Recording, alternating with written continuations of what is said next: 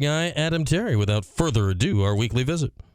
Well, another wild one to talk about in our weekly conversation with Adam Terry. And, man, Adam, I don't know where they keep pulling these games out of, but it's something to watch here. This team's got a little something to them this year, it feels like. Yeah, I mean, it's an amazing feat. You go in and you're getting beat up pretty good. You got people leaving the stadium at homecoming, trying to go find a nice, quiet, empty bar. And, you know, the will of these guys and the character, and it starts with the head man, Fran Brown, and it goes all the way down. They just kept scrapping and clawing and fighting and biting and doing whatever you needed to do in order to get back into the game. So pretty impressed with that. You know, was it pretty? Not at the beginning, but then, you know, you're able to put some stuff together and work towards a victory. And that's the only thing that matters in this game. Yeah, I mean, you're down 14-3 at half, and there's like a couple of I can't believe that just happened moments in the first half. Then you're down 21-3, right? It's just like, well, uh-oh. How do you, I mean, I'm sure you had the thoughts that I had. I'm like, oh, well, it's November. Like, here we go again. How do you think Fran and Kyle McCord and whomever have conditioned this year's team to not have those thoughts the rest of us are all having based on the last decade or so? Well, I mean, the luxury is they don't know any better, right? Like, ignorance is bliss on that. You know, they're coming from different schools, and they've had their own ups and downs. But for Syracuse, we just know the fact that, you know, Dick McPherson used to always say, they'll always forget September, sometimes October, but never November. And if this is the way that November is right now, then, you know, we're liking what we see. But in the past, I guess, you know, we can start chalking it up as it was the past. And then we can move forward, and now you're in a situation where you're playing meaningful games in the month of November. And, you know, you win a couple of these, so you're playing a very, very meaningful game at the end of the month. Yeah, obviously Miami's sitting out there. They're one of the last now two teams that are undefeated in league play. That'll be coming up in the finale after Pitt got just waxed by SMU this weekend, and then Clemson went down to Louisville, so starting to shape up interestingly in the league. And, you know, we go back to this game here, Adam. I mean, I don't know if you had any clue. The Kyron Drones not playing thing caught me off guard about 15 minutes before kickoff. What did that do to the game when, you know, their star quarterback, their running back are gone, then all of a sudden the backup's in, he's playing out of his mind? How did you take all that in at the beginning of the first quarter? Well, I think I had a better read on this earlier than I do sometimes our own guys. You know, I think it started early during pregame, and a couple of VTech people were out there and started talking about, well, you know, it's this, then that, and then that started, you know, permeating through the ranks. And, you know, not only Drones, but Tootin, right? Like, those are their two best players on offense. And Tootin, there was a little bit of a, you know, hey, he may not go. And then it just kept snowballing into, oh, did you hear about Drones? And I was like, no, I didn't, but tell me, please. And, you know, I think it was, I mean, that's a massive blow to them. And you look at Shell and, or Schlee, I should say, and what he was able to do against our defense early. And then they settled down. So it was just kind of one of those snowballs that it was Tootin, then it was Drones, and then boom, now you're in a situation where you've got this backup in who was developed by Sean Lewis, our former offensive coordinator at Kent State. So you know what that kid is going to be, you know, a very Dungy-esque type guy. He's gritty. He can throw the ball down the field, and he likes to run first. So, you know, that's what we knew at the beginning of the game. And then you start and you're like, oh, okay, he's a little bit better than I expected. And then our defense finally figured it out and went out there and started making some stops. And our offense finally figured it out and started making some plays. So it was a great game. I mean, it was one where you're getting beat up a little bit and you think the game is over with, or, you know, they could put another touchdown up and really put the nail in the coffin, but they eluded that. And now you come out with a very exciting, memorable win where re-engages a lot of people that some may have even walked out at the halftime. Yeah, I got more than zero text at around halftime, Adam, of people changing locations that were at the game and were moving elsewhere, and then ended up, you know, getting home or whatever, and get locked back in front of the TV before the end of the game. And, you know, you talk about both sides of the ball ended up clicking at some point. On defense, to me, I don't know about you, I think it was Marlowe, right? You know, he forces the fumble. He recovered the fumble in the second half. Then he forced the fumble in overtime and made a bunch of other plays around that. What did you see from Marlowe's second game back? I thought he was fantastic most of the way. Well, I don't think you want to ask Malachi Thomas about Marlowe Wax because he beat him twice, right, 2 times on a bull rush for sacks back to back, and you're just sitting there going, okay, well, is he back yet? And then you start seeing him roaming around the field, and I don't think he's 100%. But even that percentage of what he is, say he's 90, 85, 90, somewhere in there, like he's a heck of a player. And you forget about how good he is when some of the guys had picked up the slack. But then you see him go out there and you're like, okay, man, he's the real deal. And he'll find himself an opportunity to play on Sundays. Yeah, I mean, he had the sacks in the first half, involved in both turnovers in the second half and overtime. And, when a play was needed to be made on that side of the ball, he popped up. Conversely, on offense, LaQuint Allen, right? Like, whenever they needed something on Saturday, it was LaQuint. We've seen 2, nail-biting overtime games this year, and both times it was LaQuint. What'd you see out of him? Well, one, I saw him get a lot of touches, right? Like this is where you fed him a little bit, and I think that's Nixon going out previously with an injury, Willis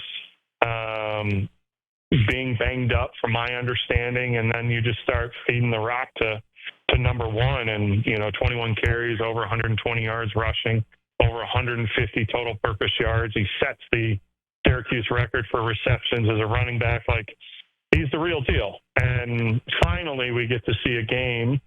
He had 7 100-yard games last year, and he hadn't had any coming into this game. So this year, so it was just it was cool to see. And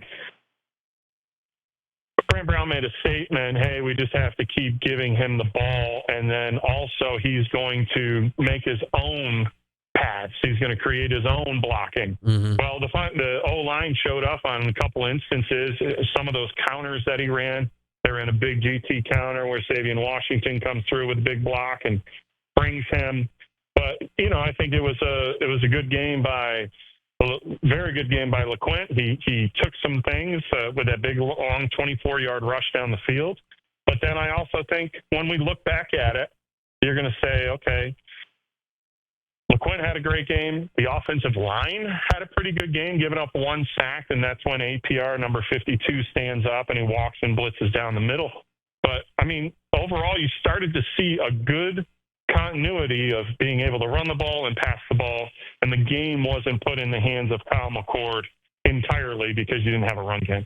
All right. McCord still, I mean, it's not 60 passes. He threw for 280 on 35 attempts. And what, that's 280. You look at the first half for sure. I mean, there were 4 or 5, point-blank drops. I mean, it easily could have been another 300-yard game without anything changing. What did you see from Kyle managing the game this way, compared to how it's been the last couple weeks?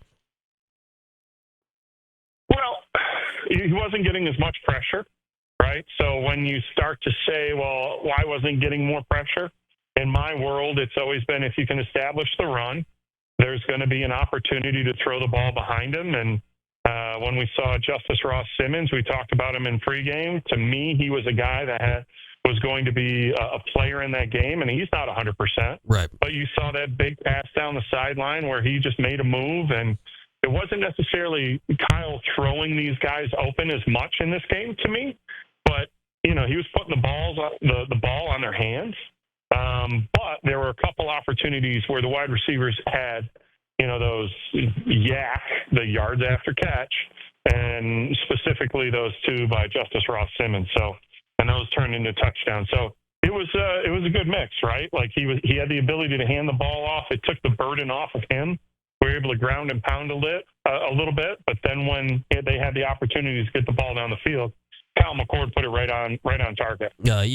For sure. And the Ross Simmons one, especially the long touchdown, like you can tell he's still not 100% just watching him run, right? Like his gait didn't quite look exactly right, but he's out there giving it a go. And I guess that's the guy Syracuse thought they were getting out of the portal, right? Now you add another weapon to the mix. The weapons they have is we don't even know half of them yet, right? Like If you're seeing Justice Ross Simmons about 3/4 of the way through the season, he's been not necessarily stashed away, but he has a very labored gait, and Fran came out and said that he looked like a tight end running down the field. I think he's a pretty quick tight end then, but you can tell he's still not back. And with a hamstring, those things, as we saw with Trevor Pena last year, those things can hamstring you throughout your time this year. Like, it could be one of those nagging recurring. So hopefully he gets healthy and is an even more contributor down the stretch. Yeah, I mean, it adds to the balance, right? You still got Meeks. You still had Pena in this game. A slow game from Gadsden. I don't know. It felt like what did you notice defensively around him? I thought we were going to get a bigger game from Arande this week, and then ended up not being necessary. I think, some of the packages that he's in, he's the tight end, and, he draws the attention of a lot of people. And if a guy like Trevor's not having a good game, or there's another guy that doesn't really step up, I still think that he draws a lot of attention from the defense. So, had the ball drop his hand, I think twice, and then made a spectacular catch where that ball was thread. That I thought the ball would have been picked, but it went through the defender's hand right into his hand, and he made a spectacular catch for a first down. So I think with Arande, with continued team success, he's got the physical strength, the physical build, he's got the speed, he's got all the attributes that you would want out of that, and it's just going to continue to be. The beginning of the season, they were feeding him the ball because he was getting wide open. And now I think he has a little bit more attention directed towards him from the defense. Adam Terry with us, our weekly Monday conversation. And you mentioned it, Adam. Yeah, some people left at halftime on homecoming. People, they know what Novembers have been around here. How important do you think that result was for just the idea of fan engagement here for the last month? I think Fran's got the team engaged, but how important is it for people to be, locked into this team for the next 4 weeks? It's huge, right? Like, I believe that if you go out and you're competitive against Boston College, that could be a potential win. Now, flying out to Berkeley and playing Cal, that's a little bit more of an arduous thing because you're going from the East Coast to the West Coast. There's some variables that are in there, but it's still a winnable game. So, if you hadn't beaten Virginia Tech, you're going, oh, okay, now this is a little bit dicey, but then you start looking at it and you're like, okay, we can be competitive against BC, competitive against Cal. You should beat up on UConn. And then what's that place at the end of the month? So you got to take care of what you got to take care of on the road. If you come out with those 2 wins, then you play a UConn team. Like, this is 2018 all over again, where you start to say, okay, well, how did we get there? Right? Some close wins, some overtime stuff, and then you're in a position that you're at a very, very memorable and meaningful game. Probably if Miami takes care of what they're supposed to take care of, it's probably one of the biggest games ever back in the Dome. And it's definitely the biggest probably within the last 25 years. Yeah, at least when you add in Syracuse's side of it too, right? You think, the Clemson upset, like that was all about the other team, right? Like if Syracuse shows up with 8-9 wins to that game and Miami's undefeated, like man, that is. Yeah, you got two ranked teams and one that's probably hovering right around the top 20, if not even further up, and then probably one that's in the top 5 or maybe even 3. Yeah, I mean, we haven't had a game like that late in the season in God knows how long. I mean, it's got to be going back to realistically McNabb to go back that far. All right, Adam, what do you make of this BC team, man? I was really impressed with them early. You see what Bill O'Brien did, and getting Castellanos in his system and all that. Obviously, he's been a little banged up the last month, and the results haven't quite been there. What is your sense of Boston College this week? I think it's the same thing as when you look at Syracuse. New coach, a lot of energy that's been reinfused by the alumni and the fan base. It's going to be one of those Big East matchups where you're recruiting the same individuals. You're talking to the same kids. The coaches might be at the same football game recruiting you at the same time. So this is a big game for us. But when you look at a guy like Bill O'Brien, he has a pedigree. He's done it. He's coached in the NFL. He's got NFL guys on his staff. And it mirrors Syracuse pretty well. And I think They played well at the beginning. There's been some injuries, and it's realistically who shows up for Boston College. Are they healthy? Are they not healthy? And, for Syracuse, it continues to be it's not them. It's not about them. It's about us, right? Like, we take care of what we're supposed to take care of throughout practice, and then go into the week. You minimize turnovers. You're in a great spot. You should come out of there victorious. Yeah, should be another intriguing game coming up on Saturday for sure. That Marone guy will be there as well as part of Bill O'Brien's staff. Go figure. So a lot of history tied into this one. All right, man. Enjoy it in Boston this weekend. We'll talk again next week. All right, sounds good.